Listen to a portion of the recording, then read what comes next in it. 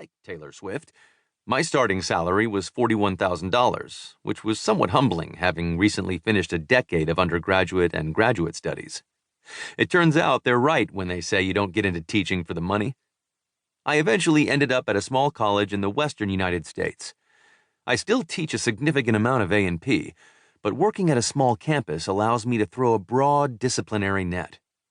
Over the years, I've taught classes that run the gamut from entomology to human dissection.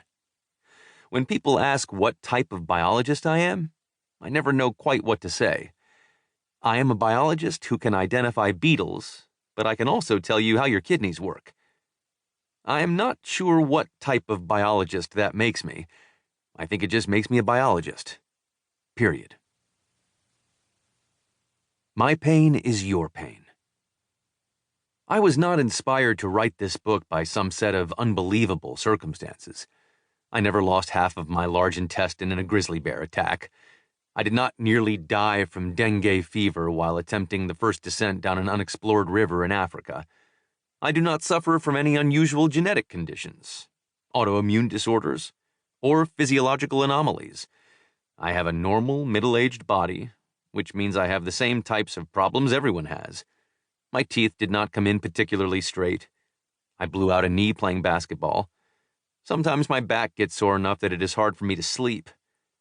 I did not think much about these ailments for years because none of them caused me an inordinate amount of trouble. I was also busy learning and teaching about all the ways the body works when it functions normally.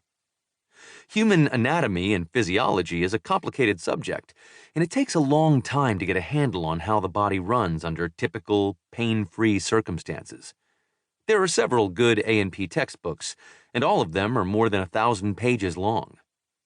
In the early years of my career, I was not thinking about the origins of conditions like myopia, or bunions, or gestational diabetes. I was more concerned with distilling those 1,000-plus pages into 2 semesters of course content in order to teach scores of future nurses and doctors how eyes, feet, and uteruses typically work. Questions about issues like choking, torn menisci, and the pain of childbirth came to me later, after I had established a foundation of knowledge about how our bodies work. How questions. Biologists and their students learn about bodily systems by asking questions.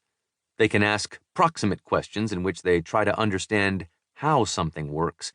They can also ask ultimate questions, where they try to answer why a structure, process, or behavior is the way it is.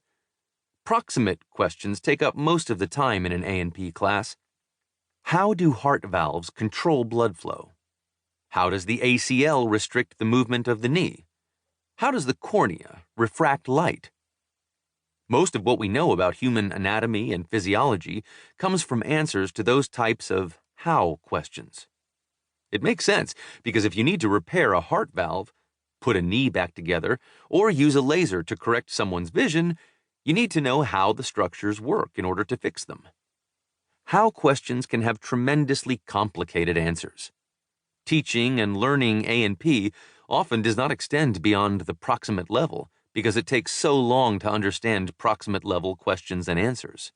For example, to teach just the basics of muscle contraction, it takes several drawings, considerable discussion, and more than an hour of class time to cover physiology that, in real time, occurs in a fraction of a second. And mind you, this happens in a lower-level undergraduate class.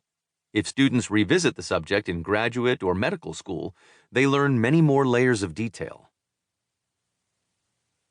Why questions?